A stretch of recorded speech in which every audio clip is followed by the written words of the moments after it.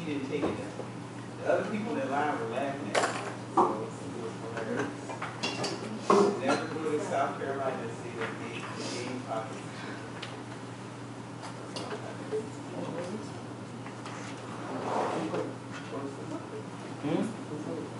Who played? Last night? He's even worse than me. Yeah. Stop talking. Even I know.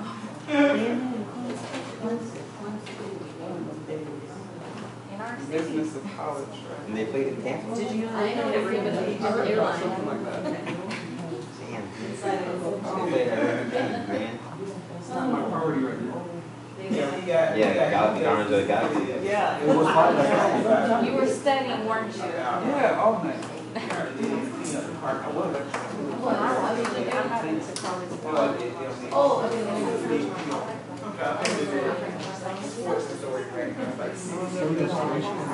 They used the ACC parking lot, right? Over there. And they didn't clean up apparently afterwards. I was like,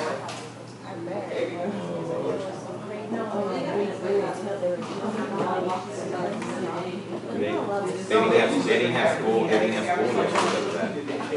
They didn't start school yesterday because of that. Yeah, when they showed college is all, it's always on Monday. When they showed like the because when you see ACC, there's like a whole bunch of tents over there. Like, you know that parking lot, like those fields that they have. So they must have used it. They must have used that for something.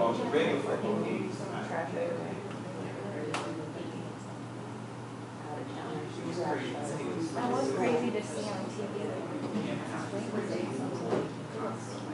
It looks like so much nicer, right? It's all decked out.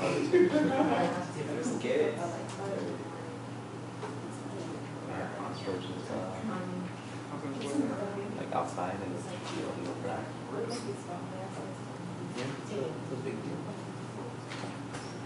you didn't see any Clemson people on your way from school?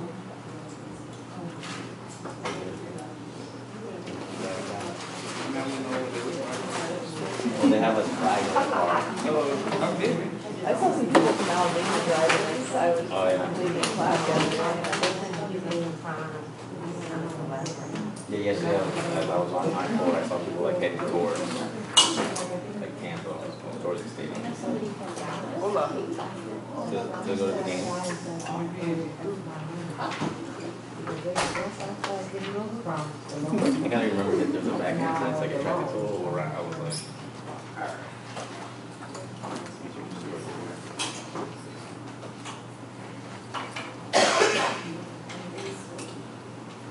these are, I'm just pulling up the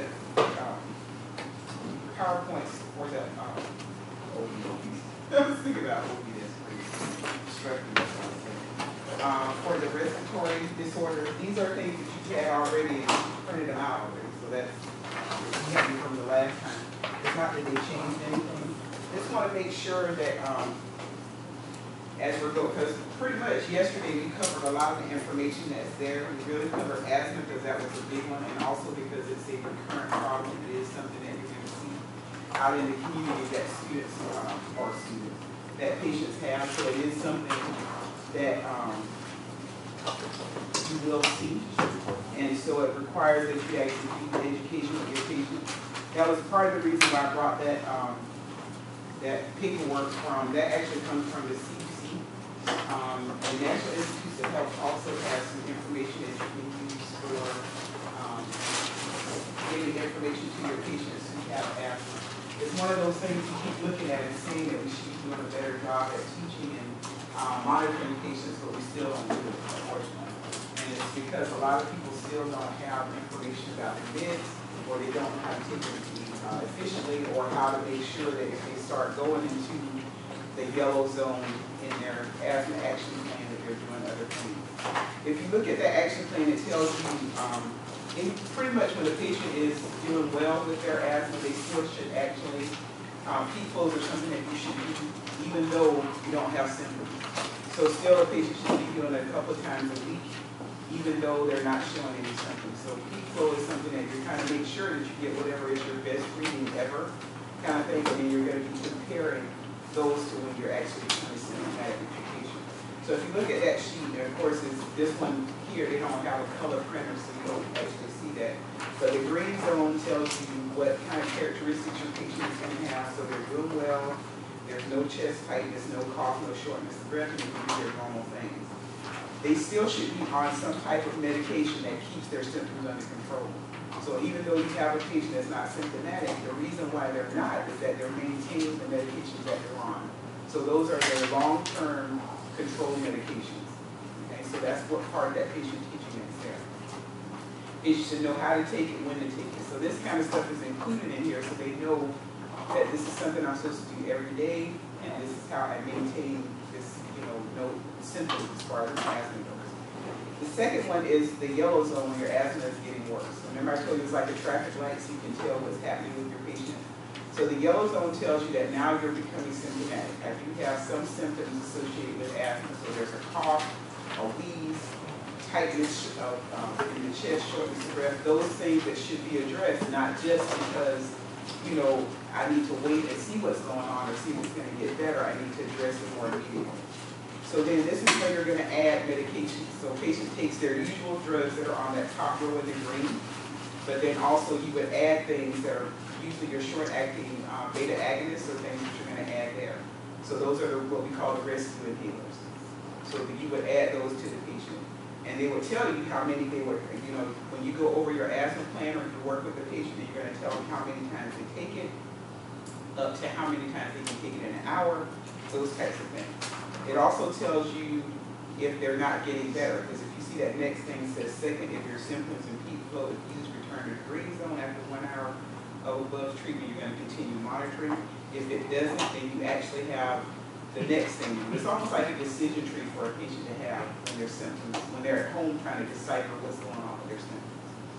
And then when they're in the red zone, of course, this is a person that's very short of breath. This is a person that can't do their usual activities. Symptoms are the same or get worse after 24 hours in the yellow zone, or you have a peak flow of less than 50% of your best peak flow measurement. So that's part of the reason why you test them when they're really well. These are things that tell you if your medications aren't working, now you actually end up going to see your doctor or going to the emergency room. And not to wait until your symptoms get worse so you're not moving in. And if you look on the back part, it actually gives them guidelines about how they can control their symptoms. So it's a great teaching tool, but these are things that if you have people in your family or even if you have a patient, you can pull off the CDC website and print and give to a patient. So there's a lot of teaching stuff that hospitals have, but other things that are, and these are all based on evidence-based practice kind of thing. What do you do for the patient when they have this problem? So it's kind of like that decision tree to say, I'm not getting better, this is what I need to do. These are things I can do at my home to help prevent my symptoms, because those are things that always end up in the teaching aspect of what you're doing with your patient. Okay, so how you control irritant exposure, dust mites, allergens, all that kind of stuff. And pretty much, there's a lot of things now, even when you go to the store to buy linens for your bed and all that kind of stuff, they tell you about how you can control allergens and that kind of thing. Pretty much they tell you to get rid of carpet and cats. Cats and dogs are probably the worst for most people, but cats more than anything else. And I know people love their animals and stuff, but if you can't breathe, cat gonna kill you, kind of thing. So you gotta be careful about that. But I want to print you one of those so you can see what the action plan looks like. There is a small one that actually goes in your pocket that you go to, so kids can carry it around. It's bad if you, or any of you that work in schools, one of the things that's kind of, just bring the medicine and somebody distributes it to you. There's not always a nurse at every school. Some nurses cover 3 and 4 schools kind of thing. So it makes it hard when the secretary in the office gives your kid an inhaler and then they don't realize that they're not getting better until you end up sometimes calling EMS to the school to get a kid out.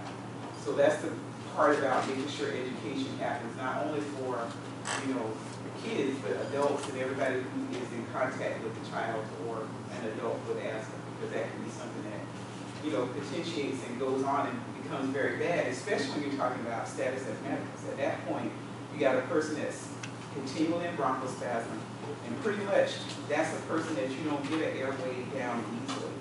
If a person is really, really bad and really, really tight, you can't put a tube down you actually have to do a tracheostomy on the patient. So you don't want to wait until that person is that bad to do that. You know, when you get rid of those, when you don't hear any air moving, that kind of thing, that person, actually their airways are totally occluded, they're edematous, so there's not really a way you can get a tube down. Even if you, sometimes we can use paralyzing agents and that helps, but sometimes you actually have to put in a trach. If you want to do a trach for short-term management of something that you should have been able to control ahead of time. So that's why it's kind of important to look at those things. But so asthma questions you're going to see because that's a common occurrence. Think about what the pathology is and associated with what's going on with your patient. We talked about that yesterday. We saw the video, antibody reaction to this patient, and they end up having a constricted airway because of that. Think about what you're going to see on assessment. You see them that they're, yes, you hear wheezing, but as the person's work of breathing gets worse, you also start to see things like retractions, which are never normal in an adult patient. You can sometimes see them in kids, and even with them, if they're struggling too much, it's something that's not supposed to be happening either. So those are things that you're going to see. Retractions are when you have the skin between the rib cages are becoming almost like sucked in. That's what you're seeing when a person has retractions. And that really tells you about air hunger. So when you see that happening in an adult patient, that is not ever normal.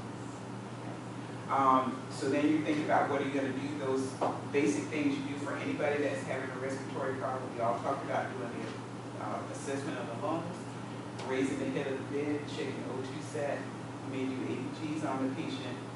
And then based on what you find in the patient, then you're going to actually end up with asthma. It's going to be bronchodilators because that's one part of the issue that's going on.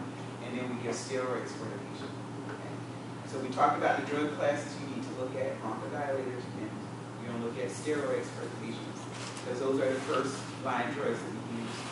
Mast cell stabilizers are medications we use once we gain control, because you got to gain control first of this reaction, and then you can talk about putting the patient on long-term medication. So your bronchodilators exist in short and long-acting beta agonists, so that's what families will fit into. So remember that, kind of look at the names of what the short-term agonists are and what the long-term agonists are. Long-term agonists are used for control. Short-terms are used for symptoms. That's kind of a basic way to remember that. Because yes, your patient can be on both of them, but you're looking at a short-term agonist is used to control symptoms. This person is now presenting with wheezing or cough or tightness in the chest, so now I'm using this medication to get rid of this problem. So when you're answering NCLEX questions, if it says what is the desired outcome, then the patient's not going to have any of those things. Okay? Something that's expected is a side effect that goes along with that medication. So that's what those kind of things, when you go, if I'm answering a question that says this patient is having this particular thing happen to them, what is expected from using a beta agonist or a mast cell stabilizer? You're thinking about those things that, yes, there are side effects, but they're expected to happen because it's common. So that's where the, tachycardia, when we talk about it using a bronchodilator, is common. That's not that it's an adverse reaction. We know that happens. Now the thing about it is if you have a person that's 20 minutes later still tachycardia, that's another issue. Okay, so always look in the context of the question. But asthma will be one of those things you see. Yesterday we also talked about COPD, which had those two elements associated with it. We had chronic bronchitis and emphysema. So we know chronic bronchitis is sputicide. You always remember that. If you think about bronchitis and how you feel, you're coughing all the time, that's the other thing that goes along with that. Patient tends to have a chronic cough, and they bring up a lot of sputum. And that's because there's damage inside the airways. That's something that's been happening over time. You see that people who usually smoke, so that's the kind of thing you're looking at when you're looking at their history. What kind of put them there to where they are. So the chronic bronchitis side, you have the mucous membranes actually get bigger over time. They produce more mucus. That's why the patient actually brings up all this mucus. Okay, so that's part of that. And we have a diagnostic criteria for saying it's chronic, right? What was that? 3 months of coughing. For 2 years. Okay, so it's always this. Right. So you have to remember that, because that's one of those things. If you said something in that question that says, what is tells you this patient has chronic bronchitis? It's not just that they have a cough. It's not just that they have sputum, but the diagnostic criteria says they have to have 3 consecutive months for 2 consecutive years, because that makes it a chronic bronchitis. Okay, so if you think about the sputum production, what are you going to give to actually deal with that for the patient? Mucolytics. They'll even cough up more. It's disgusting. But the thing about it is it makes it thinner, and it makes it, because their cough reflex is not as great, helps them cough it up easier. So that's why you give them mucolytics. And what is the thing you have to tell patients when they're taking those? Drink water. They need to actually increase their fluid intake. Mucolytics also should not be crushed or chewed.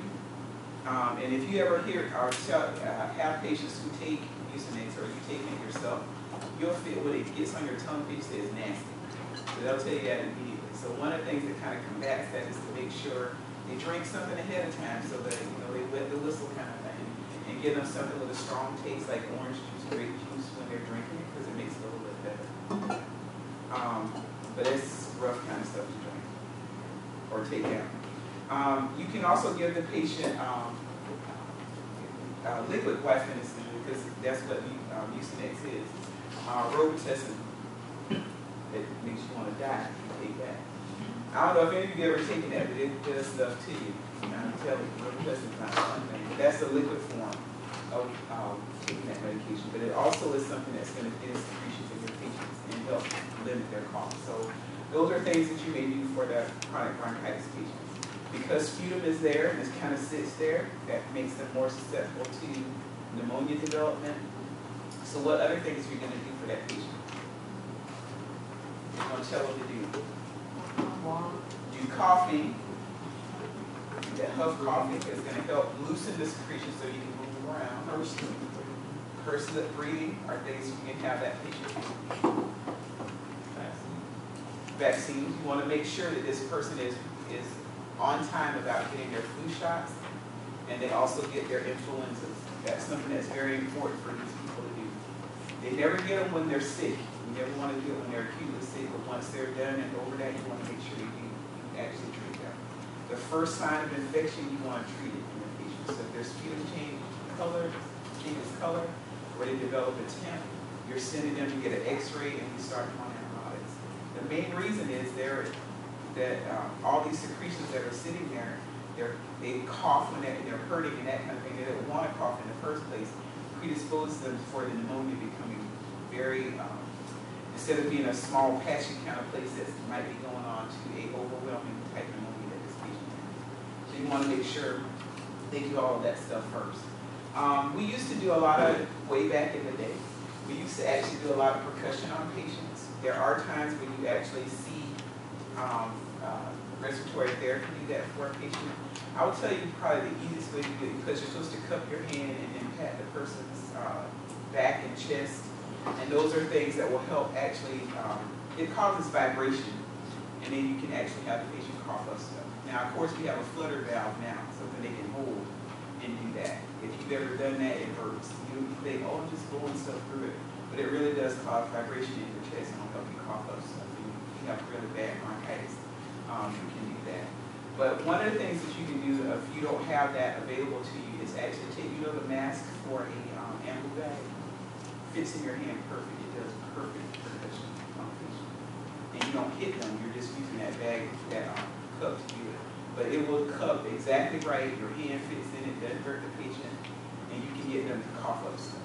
Now the thing about that, especially when you're talking about a COPD patient, is timing. If you got a person that does have a lot of stuff, a lot of secretions, and you're doing that for, you never do it after they eat. Because what usually happens is they throw up. Okay, so if you're going to do it, make sure you do it before the meals or at least 2 hours after the meal is done. Because otherwise, you may cause the patient to have emesis, which is not good. Our emphysema side, what's going on with pathology on that side? We have something that's happening. With the alveoli are just expanding, we get rid of that recoil piece that goes with that, so they just kind of stretch and stay there. Now the problem is of course they're not recoiling, so you get less oxygen exchange in that patient, but you also get more mass in the chest. So that's why the person gets the barrel chest appearance when they have emphysema. Now, of course, this is oxygen is truly one of those things when you're talking about it's at the alveolar level. So it really is a person that's going to have hypoxia whenever they're doing a lot of stuff that requires a lot of activity. You want to make sure that patient, if they're going to be doing things that require supplemental O2, that you do that. What was the criteria we had for a patient going home on O2? 88% on room air, because that's one of those diagnostic criteria that says now I can order this O2 for you at home. One of the things that you see that's the benefit of that, of course, is that the patient's going to have better quality of life. They're actually able to do more activities, perform ADLs independently, that kind of stuff. So trying to get patients to use oxygen at home, sometimes patients worry about everything's going to blow up. Now the thing about oxygen, what they have to worry about more than blowing up, because oxygen doesn't really, it's combustible, and they put that on the thing. But what it really does is make what you burn brighter. So if you have a little fire, it's going to be a conflagration kind of thing. But you have to be careful if you're using cylinders, because dropping them can actually send them through a wall in a house kind of thing. That's the stuff that people don't, worry about fire more than anything, but you know that how they have a little top on there, that little regular valve that's on there. If they break off, they can become projectiles. That's the issue. So you just have to make sure that you have safety. That's part of the reason why they tell you when you store them in an upright position or in a cradle or something like that, because if they drop and do that, they can actually take out a light kind of thing. But they'll actually, if a patient uses it at home, you still tell them no smoking around anything. But really all it does, if you actually end up getting lit up, you're going to get lit up for real kind of thing. So you have to be careful about that. This happens all the time at where I work. If someone's like on 2 liters or something like that, is that like really susceptible to blowing up like that if someone's smoking, or do they have to like put the cigarette? Yeah, they would have to actually put it there. Yeah, because people do it all the time. Yeah, we tell the guys like turn off your oxygen when you're going to go smoke. Yeah, right. And they just take it with them. Yeah, because they're not thinking about it. Right. Because it really has to. It's a combustible gas, and what it does is support things burning better. Is what the issue is. So of itself, it won't do that. But if there was a source, where you got the heat and that kind of stuff. Coming out of that nasal cannula, it's not gonna. Right. And that's why they're gonna do it there anyway. Because I've seen some stuff there. If you go to, I used to have students there sometimes. At the end of the semester, you go places. So we went to Hooters. It's right down the street. Mm-hmm. And you'll see patients over there smoking out of trays. And I just don't even know how to handle it. I thought about you with one patient we had. Huh? I said I thought about you with one patient we had. He had a trait. He was still smoking. He was suctioning it out. It was all like. It's just wrong. I understand they've done things for this country, so I understand that. But I really don't. And pretty much when you go to the hospital, and it's not, you can't really do it anymore because most every place now you have to actually walk off-site and smoke. Except when you work. But like if you're at Tampa General, St. Joseph's, all of that, you have to actually go across the street and smoke a cigarette. So it used to be hilarious to me that most of the people that were out there smoking that were staff were respiratory therapists. You go, you're like, that's all where all the green uniforms are, smoking across the street. Kind of thing. So I've never understood that whole thing because they see people every day who can't breathe. So I've never kind of got that one. But people do what they do. And I know it's hard to deal with. But I pretty much, I didn't like swim in the first place, but those smoking commercials that they keep coming up with, they just do it for me even worse. I don't know how anybody can smoke after watching some of that stuff. They have some new ones that are coming out now where you hear people breathing that have, because it's that COPD kind of stuff that you hear people, and that's just an awful sound. I can't imagine. It's bad enough if you had a kid who had asthma, you hear that. You can hear the struggle that people are having, but I guess people still don't smoke cigarettes. If you thought about how much money you spent doing that, you could do so many different things. Travel and all that kind of stuff. So, I don't know. People are going to do what they do. You will notice that most of the medications that you use for asthma and bronchitis are the same because you're using bronchodilators. You're going to be using steroids for those patients. So same kind of medications that we use for patients. We do some dry inhalers with patients who have COPD. So you're going to see that kind of thing as far as drugs, patient teaching, that kind of stuff are a lot the same. The person who has COPD, there's a lot of nutritional stuff. If they have, you guys talked about pursed-lip breathing, especially important for patients who have emphysema because air is trapped. You can get rid of that air. We need to talk about conserving energy, so you cluster the time when you're doing treatments and that kind of thing with them so they can conserve their energy.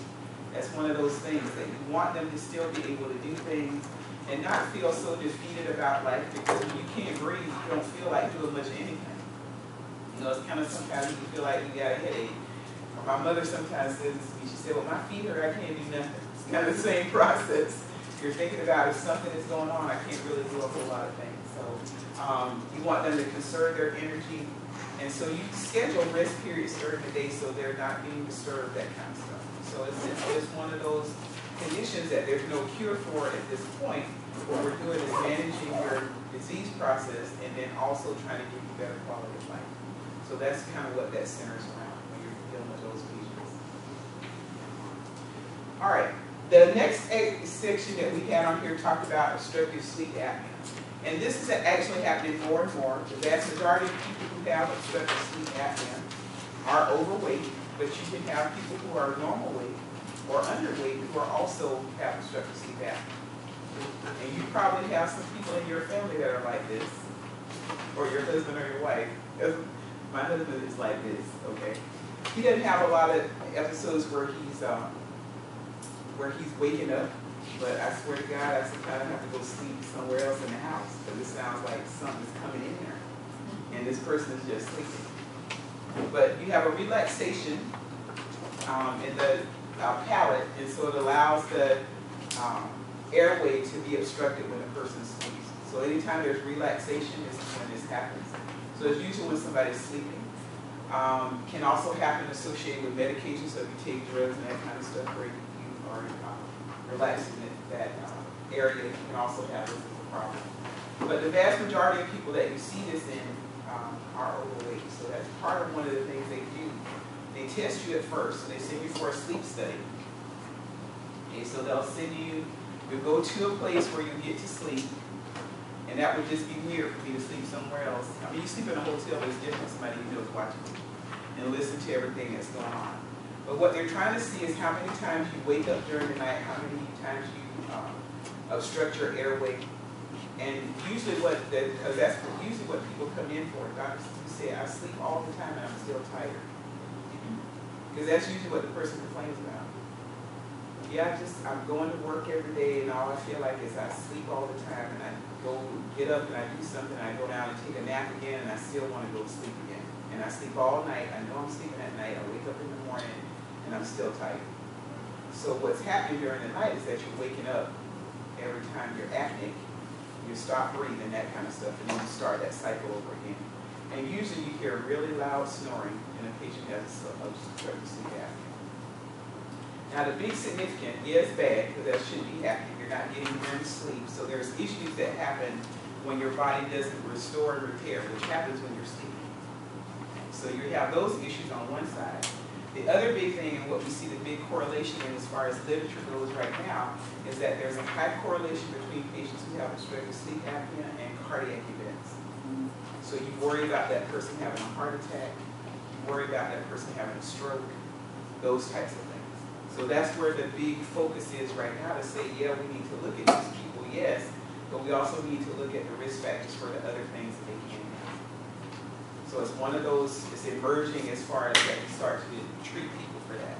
And there are more and more doctors who are actually, even if you come in your normal weight, if your family history is such you have cardiac events, they're actually writing for you to get a sleep study. So they're trying to do some prevention piece as far as that goes. Now, what do you usually see these people on when they do have it? CPAP or BiPAP. So that's what they're going to do as far as seeing where you're doing this. You know, they're monitoring you to see what you're doing during your sleep study. And then based on that,